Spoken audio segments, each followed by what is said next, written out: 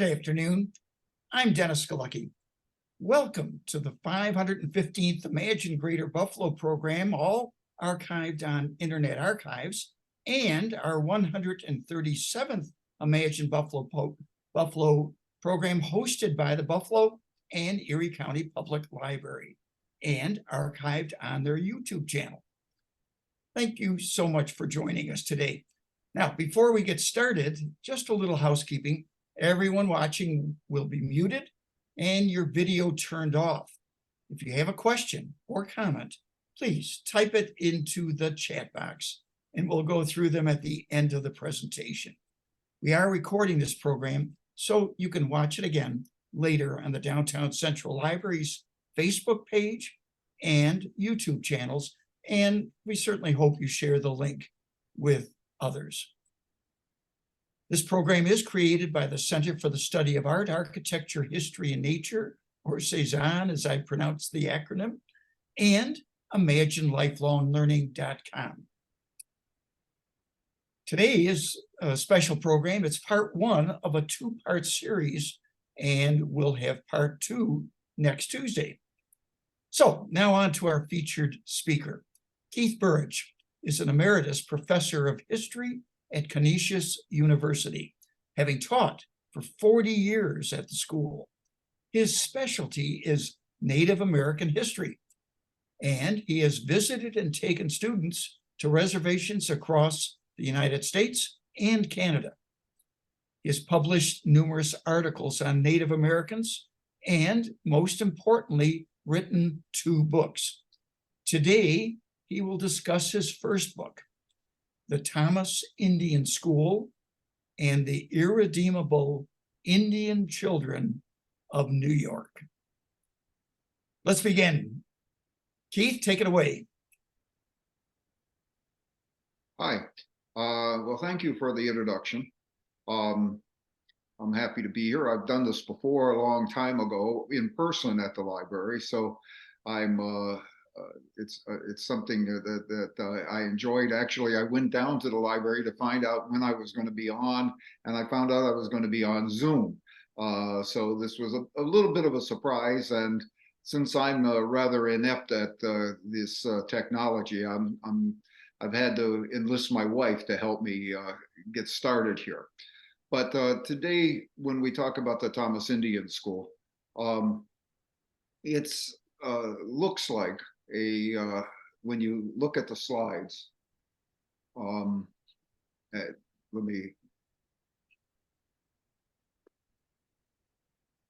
the first slide, it looks like a pretty complicated and formidable place. And it was when it closed in 1957 after 102 years of operation. By that time, it was about 350 acres. There were numerous buildings, 4 dormitories, an infirmary, educational and administrative buildings, and a whole bunch of agricultural buildings, barns, silos, outbuildings, and so on. It didn't start out that way. It started out rather modestly, in fact, in very humble surroundings in downtown Buffalo, not too far from the Buffalo Public Library. That was all part of the Buffalo Creek reservation, about 80 acres of land that belonged to the Seneca. And in about 1830, 2 missionaries came, Laura and Asher Wright, who established a mission house in downtown Buffalo, where they ministered to the sick, to the poor, and especially to the Seneca Indian children who were either orphaned or destitute or abandoned. Conditions on the Seneca and other reservations across the country were deplorable, and in fact, Seneca population was declining at that time as people died. Life expectancy was around 30 as opposed to 50 for the rest of the country, leaving a lot of children orphaned and destitute. And the Wrights tried to do the best to minister to them.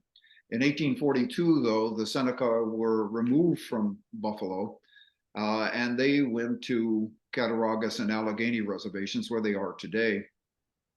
And the Wrights went with them and established another mission house on the reservation. And but in the 1850s, an epidemic swept the reservation, leaving again destitute and orphaned Indian children. The Wrights decided to appeal to the state legislature with the help of a fellow named William Letchworth, and $100, a princely sum from Philip Thomas, the CEO of the B&O Railroad. He was a Quaker. And with the help of numerous donations from around the country, they built their first building in the fall of 1855, and the cornerstone was laid with great fanfare. The Buffalo News and Courier newspapers carried the stories. People came from all over, including Susan B. Anthony. And at that point, the Thomas Asylum for Orphan and Destitute Indian Children opened. This word asylum didn't have the sinister meaning it has today. There were lots of asylums, and the state had them for the poor, for unfortunate names like lunatics, idiots, and epileptics. But they had a lot of asylums, which at that time people believed asylums could somehow cure the social ills that were beginning to appear in America, including what to do with orphan and destitute Indian children. The first building was rather modest, and the asylum quickly outgrew it. By the 1870s, they had from 10 students in the initial class to 100 students or children by the 1870s. By 1875, the school had pretty much run out of money and room, and needed to once again, Asher Wright had to once again appeal to the state. He would die shortly thereafter. It'd be his last act on behalf of the asylum, and have the State Board of Charities, which was in control of asylums in the state, take it over. Initially, it didn't really matter. The asylum continued to operate as it always had until the 1880s, when a new director took over, and a man named John Van Valkenburg, and he began to change a number of things at the school, some of them for the better. They would eventually replace wooden buildings with brick buildings. They would have a nursery, a kindergarten. They would change the curriculum to be more in line with the state curriculum. But there was one important change. The children now became not orphaned and indigent, or destitute Indian children. They became inmates.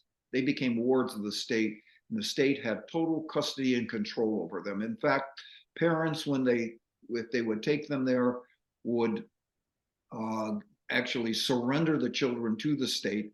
Getting them out would be a very difficult thing to do, and in fact, eventually they would be forbidden to actually encourage their children to leave. The number of children will continue to grow. There'll be over 200 by the time of World War I. Who were these children? Well, they were Indian children from all over New York. New York realized it had an Indian problem on its many reservations. And what do you have a problem with Indian children? You put them with other Indian children in an asylum, just like you would any other group. And in fact, they lumped Indian children together with crippled and defective children. That was the way the Thomas Indian School, as it would be later called, would be labeled and considered by the state. They came from all over. They came for different reasons. Some of them were orphans. Most of them were destitute. Some came because their parents could no longer take care of them, or they had been orphaned and lost both their parents. Some came because friends, relatives, welfare, state, county welfare agencies would send them. Some would come on their own, actually come knocking on the door of the asylum, or now later the Thomas Indian School, with nothing more than the clothes they had on their backs. Once there, they would be immediately quarantined. They would be checked over for diseases. Sometimes the quarantine would last considerably longer than for other students. I know of one man who spent almost a year in quarantine. Once they were quarantined, then they were, of course, separated by gender and age. They would be separated from their siblings if they came with any of them. And in some cases, they would never really, they would lose touch with their siblings. I had one family where the man told me that once he and his sisters left, they didn't see each other for a long time. When they finally got together, sadly enough, the only thing they had in common was alcohol. They would be interned in the quarantine and separated by gender and by age. And then they would be placed in one of the dormitories where there were bunk rooms with 26 other or 25 other children, 26 total, under the care of matrons. From that point on, till the time they left, however long they stayed there, some would stay until they were 16 or 18, and some found it difficult to leave even at that time. But once they were in the general population, every minute of their lives, every day, for as long as they stayed at the Thomas Indian School, were regulated by, for example, the whistle that told them when to wake up, when to eat breakfast, when to go to work, when to go to school, when to go to church. They would be forbidden to speak their languages. They would be forced to wear uniforms. In many ways, they would force no longer to, and of course, they wouldn't be allowed to practice their religion. They would be forced, in other words, to no longer be Indians. And all of that would be enforced through pretty strict discipline, enforced by the matrons in their various dormitories and by the school personnel throughout the day. And all of this would, of course, would also be done with a heavy dose of Christianity. If the Indians were going to be civilized, they were considered heathens or pagans, that is, without any religion, they would have to be Christianized. So not only would they not be allowed to practice their own religion, they'd have to practice Christianity. The days would consist of getting up with the bell or the whistle later on. They would go to breakfast, they would go to do chores, they would go to school, they would do various things throughout the day, all on something called the half-day system. The half-day system was really the standard fare for all Indian residential schools or boarding schools. Half a day of work, half a day of school.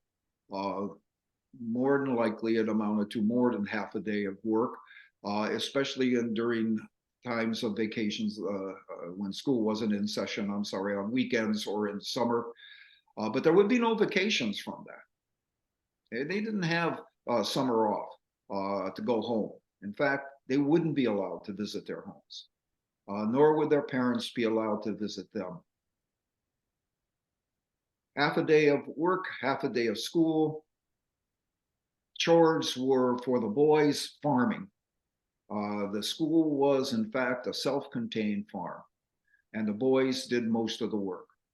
They planted the crops, harvested the crops, took care of the livestock, and so on. They were going to learn to be farmers because white people were convinced that Indians couldn't farm.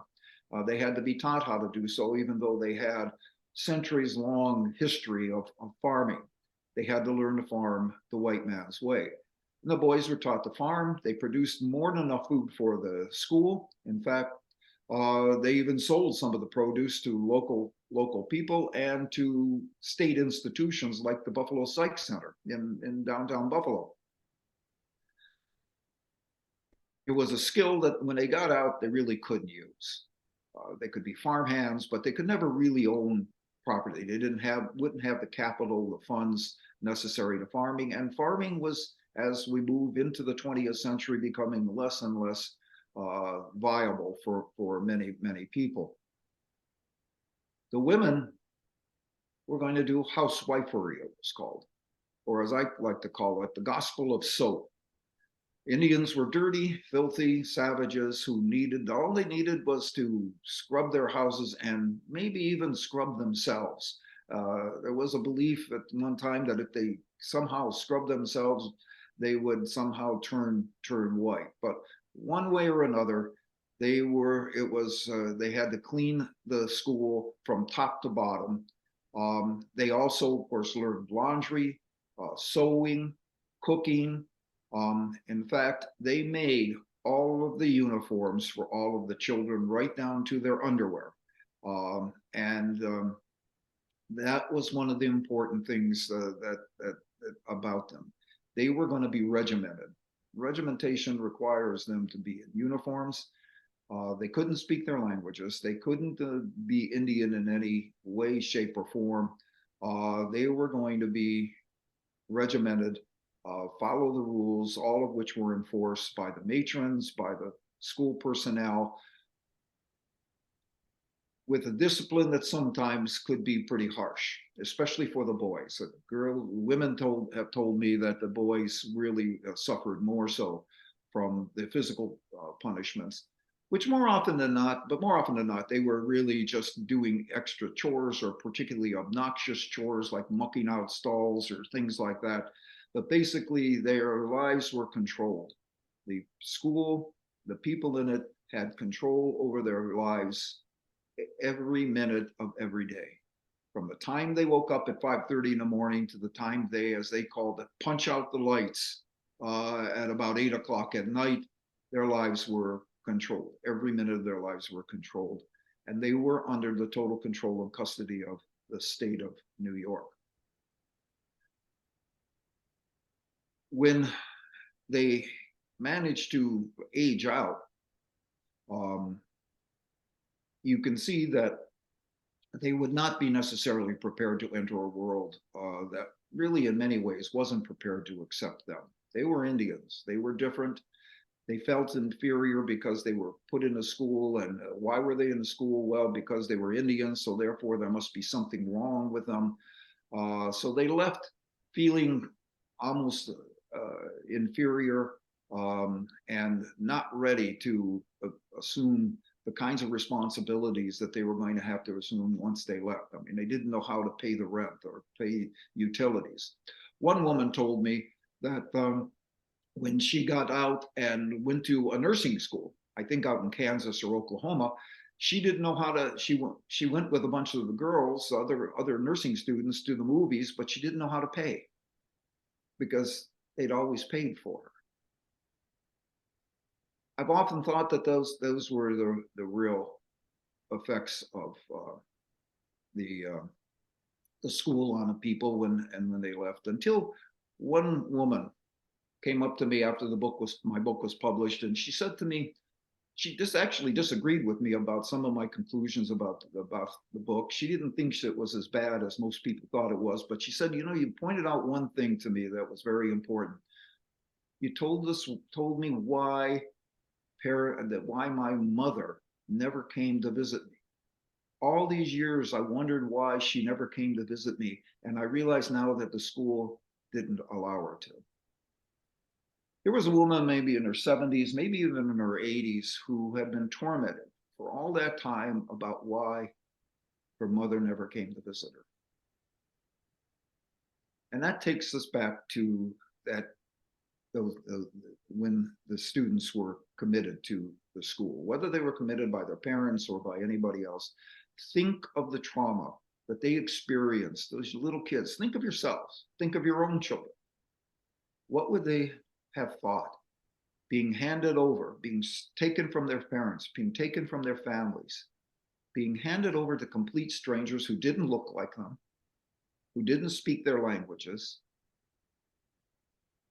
put in the care of matrons who had 25 other children to take care of. There was no time for love or hugs, no time for affection.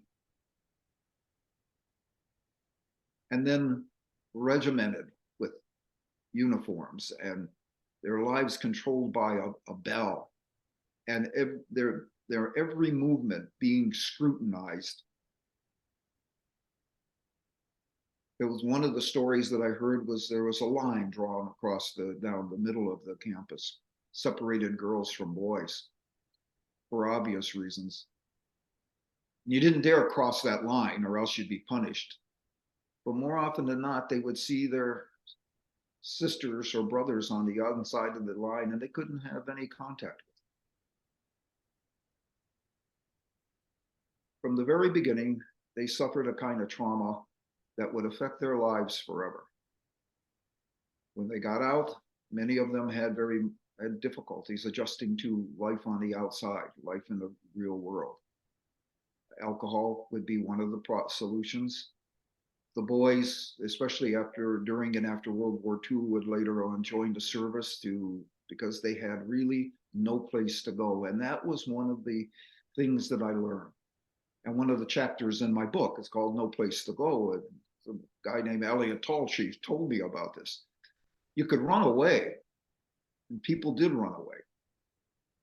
They usually ended up coming right back, largely because the authorities took them there. After 1904, education was compulsory, so you had to be in school somewhere. And for them, the Thomas Indian School was the only place they could go. But if they wanted to go home, there probably was no home. Some of them were orphaned. Others of them were destitute. When they got home, they found that their parents weren't there or had died. Sometimes they weren't even informed that their parents had died. Things had changed. They didn't know anybody. They didn't have any friends. They were without any place to go. And I think that pretty much defines what happened to the children when they got to the Thomas Indian School. They're quarantined. They're segregated by gender, sex, and age, stripped from separated from their families, from their siblings, forced to give up their language, their religion, their heritage, forced to wear uniforms, forced to have their lives controlled and regimented every minute of every day, 365 days a year until they left. And for some of them who came at a very early age, some of them came as infants and were put in the nursery. There was in many ways a kind of foundling school. Would stay until they were 16, which was the compulsory age, or 18. And some of them found it difficult to leave even then and would stay afterwards, working or trying to find some way to live their lives separate from the school. So the Thomas Indian School had a great impact on the children. There are a lot of things that people say about it that they worry about some of the stories that you hear about boarding schools, about sexual abuse, for example. I found no examples of that. The punishment was harsh, but it wasn't necessarily as difficult as many people think it was. It was for the boys more than the girls. But what really happened was the trauma that was inflicted on those children when they came in there. That would scar them for the rest of their lives and determine what they would be like and what their life would be like when they left 16, 18, 20 years later. What impact would that have on them afterwards, and really on the Seneca and other Indian people? Because they weren't all Seneca, and I forgot to mention that. They came from Onondaga, they came from Tuscarora, they came from Tonawanda, they came from Shinnecox, way out on the eastern end of Long Island. Some even came from Canada, from the Iroquois populations in Canada. What impact would it have on them? Well, for one thing, they didn't know how to raise children. They had been raised by matrons.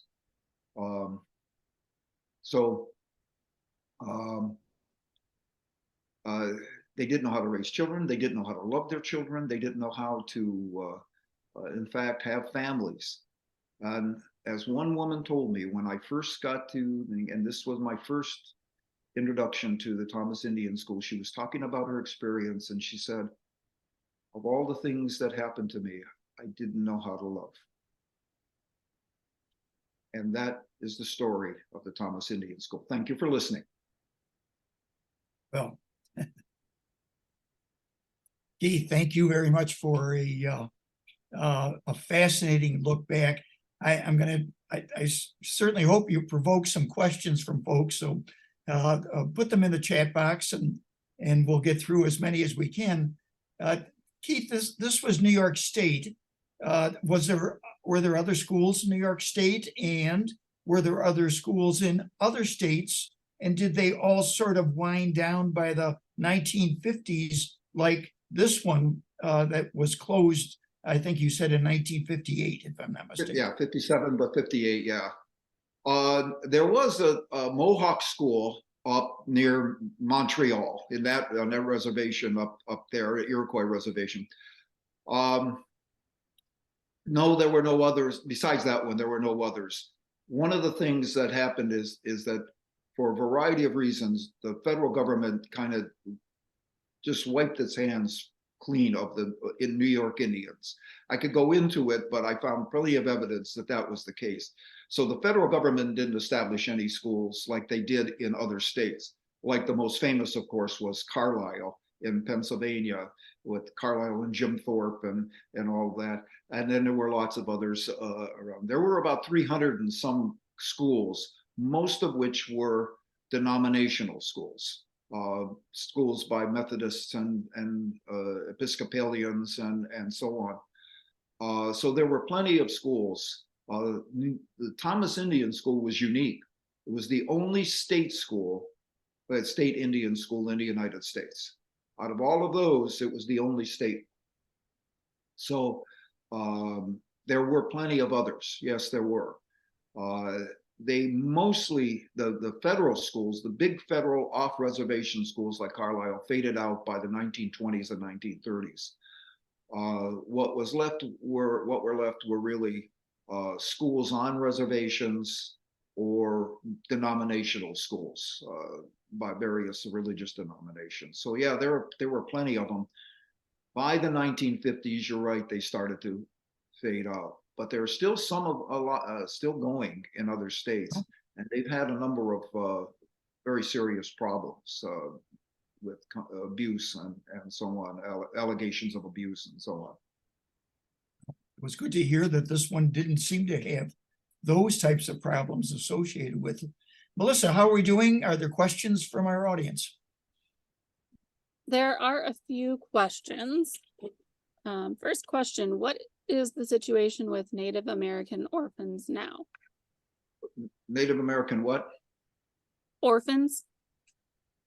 Well, traditionally, the Native Americans took care of their own orphans.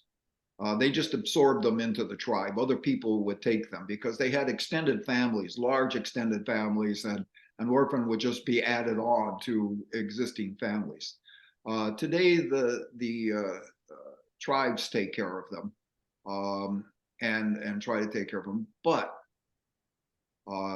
one of the things that has happened, especially in places like South Dakota and North Dakota and those places, they fall into the foster care program, and it's created a lot of bad situations for orphans and foster children in general. So that's where most of them go now. In New York, they're absorbed, they're taken care of by the tribes. This next one is a little bit more of a longer comment, so just bear with me as I read it. Thank you for offering this critical topic during Indigenous Heritage Month. Unfortunately, not enough people are aware of this information. I'm curious why a land acknowledgement wasn't offered, although it can be performative if not aligned with action and not giving back the land. It is minimally a first step in acknowledging the atrocities. I guess I'm a bit confused why it was offered a few times during today's talk that things were, quote, not that bad, as the intent was to, quote, kill the Indian and save the man through colonial Christianity. It doesn't have to be physical to not instill fear. From firsthand accounts from some I have heard of worse treatment that might not want to be shared with others. Removal of their language, heritage, and sense of self is atrocious enough. So this person would like to acknowledge the traditional, ancestral, unceded Confederacy of the Haudenosaunee in so-called Erie County and Buffalo. Well, I'm not sure how to answer that question. I don't know. I mean, I'm not quite sure what they're getting at. So that's okay. So another question from someone else: have there been any reparations provided to the tribal education system? no, not at all. There haven't been anywhere here in New York or elsewhere in the country that I know of. What has happened is that there have been a lot of lawsuits, and they have won some pretty big judgments against some of the schools around the country, just like they have with the diocese and the Boy Scouts and other institutions. So no direct. Dennis, those are all the questions we've received. Good, Keith. And I'm trying to get a picture. You said at the beginning that this was to solve a problem. And what was the problem that New York State hoped it was solving, with the solution, basically, or was it coming organically from within some good people that initially wanted to personally solve a problem? It was a what Americans, what Europeans, and then Americans said all along. There's an Indian problem. It was called the Indian problem. What do we do with them? They tried a number of things. There wasn't just boarding schools. There was a whole, in the 1950s, an adoption program. They tried to get children adopted by white families. There was a relocation program. We'll take them off the reservation and put them in cities. There was a termination program, a way of simply terminating the tribes. If you terminate the tribes, you terminate their membership and their special status in American society. So for New Yorkers, what do you do with Indians who are, in this case, orphaned and destitute? That was the problem. But it was a part of a much larger problem of how do you deal with Indians who are really a nation within a nation. They have a special status. It's recognized in the Constitution. It's recognized in law. What do you do with them? There were those people who simply said exterminate them. Jefferson was one, but others as well. Others just thought, well, if you just put them on reservations, sooner or later they'll just vanish. They'll just fade away. But unless you're really willing to do that by the sword, you have to do something with them. And this was one of the solutions to deal with the problem of orphaned and destitute Indian children that the Indians themselves couldn't handle. They didn't have the resources to do it. It was,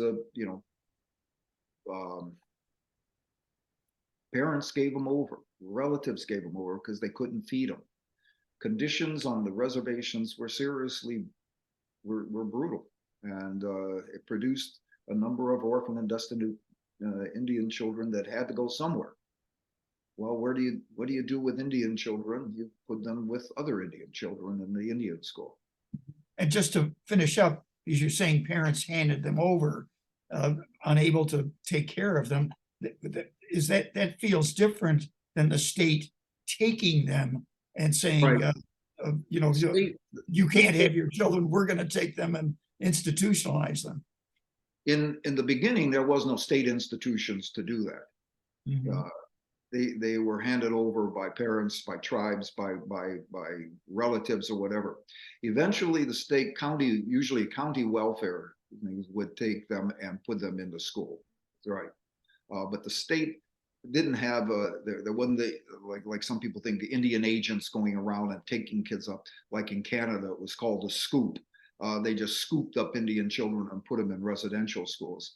We didn't have that. They were orphaned and destitute, and they did sometimes fall under the under the control of county welfare agencies who, in New York, in Erie County, there was an infamous welfare agent named Helen Wayne, who was feared by the Indian population because she would sometimes take the kids. But it was a whole lot of a whole mishmash of the ways the kids got there. The beginning, that they got there because somebody wanted them there, parents, relatives, tribes, whatever. Okay, Keith, my guess is next week presentation you're going to give us was heavily informed by your work on your first book, this one, and we'll find out. Your next book is called, most recent book is called "We Remain: Race, Racism, and the Story of the American Indian." So get set, and please, folks, let others know that this will be our, they can watch this. Again, it'll be posted on the library's YouTube page, and we'll see what next week's brings before we have a week break for Thanksgiving. And Keith, I can't thank you enough for coming back. Virtual has its benefits as well as being live, but we'll that's your opinion. benefits and confusion. Not that I'd rather You be won't- live than you put my overcame- wife through what she had to go through. So And we all, many of us, thank our partners for their IT assistance. Believe me, I'm one of them. So I appreciate that, Keith and Mrs. Burich, for your assistance in today.